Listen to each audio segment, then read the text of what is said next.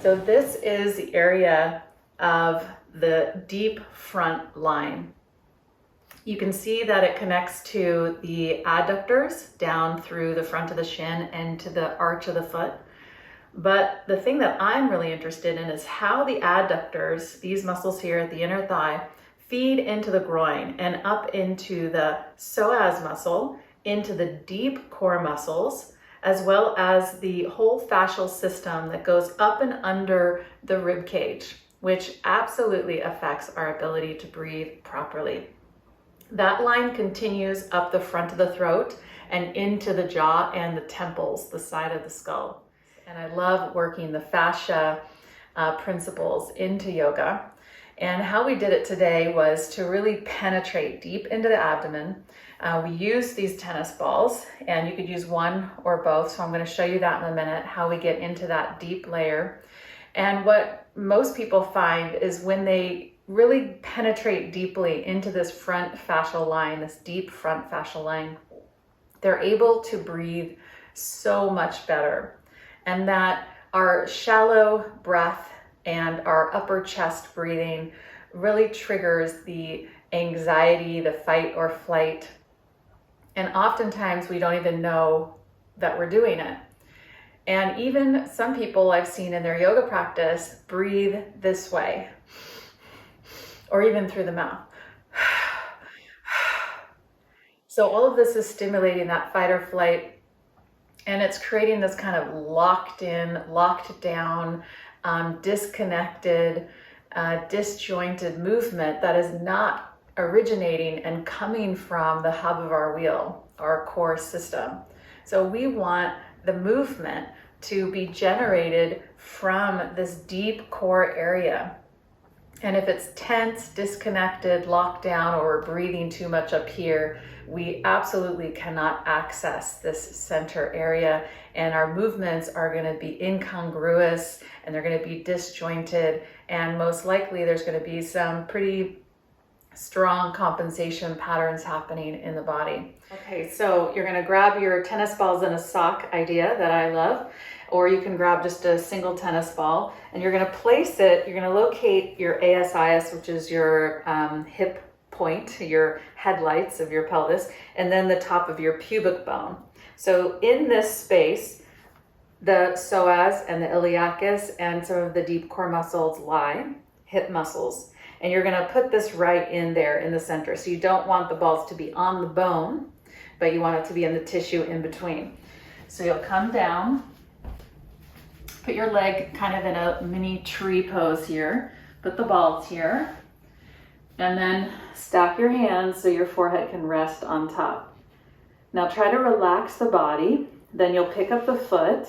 Once you get it in position, and you're going to slowly move the foot right and left, and cross fiber or roll over this area. If it's too painful, then you can do this without the balls and you can just breathe. Otherwise, you're rolling across. The balls are staying relatively still, but you're moving the front face of the pelvis on top of the balls while you're breathing. Now I'm going to reposition it, find another spot, and then go again. So this spot is a little closer to the hip point. It's really important that you go slow and that you breathe deeply. You use your diaphragm to connect into this whole deep fascial line that includes the deepest abdominal muscles into the groin muscles and the adductors.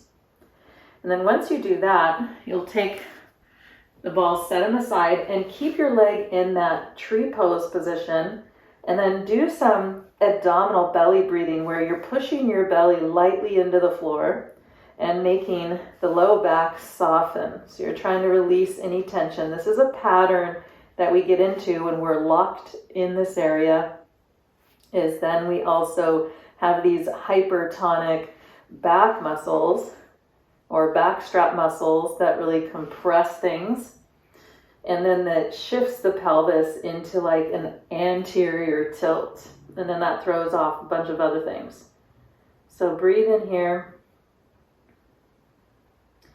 And then you'll want to do the other side. But I want to show you Next, you're going to go into a spinal lengthening like puppy pose or downward dog. And this is a really important thing to do right after that, because you just release the whole front fascial line here, the psoas and the iliacus, and now you want to lengthen the spine from there. And then you'll take this into a low lunge, which is a really nice way to go a little deeper using the yoga postures. So tuck your back toes, hug your legs together. You'll have your hips facing square here. Now this part is really important. So this is going to really work the hub of the wheel and the lines of energy. So on the exhale, you're going to scoop up the lower belly from the pubic bone all the way to the sternum. Then you're going to drive your hips equally forward. Then exhale, scoop up the belly, allow it to lift, and then drive the hips further forward. So those two need to work together to keep the lumbar safe, but also just keep your mind on this whole center point. Then you're going to exhale through the low belly, lifting, driving the hips forward and raising the arms up. Now I like to clip the thumbs like this and reach the fingers up, and then you can feel a greater connection even to the palms of your hand and the skin of your belly as it lifts and lengthens up the whole front line.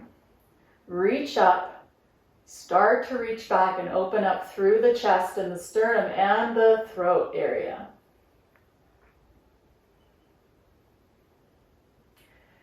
And then come on out.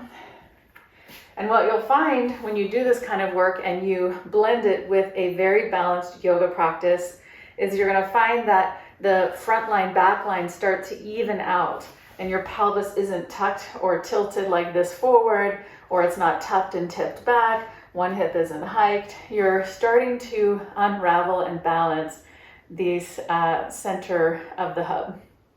All right, you guys, I hope that helped. And of course, I'll be giving you more tips along the way. Like and share this video, and I'll see you in the next one.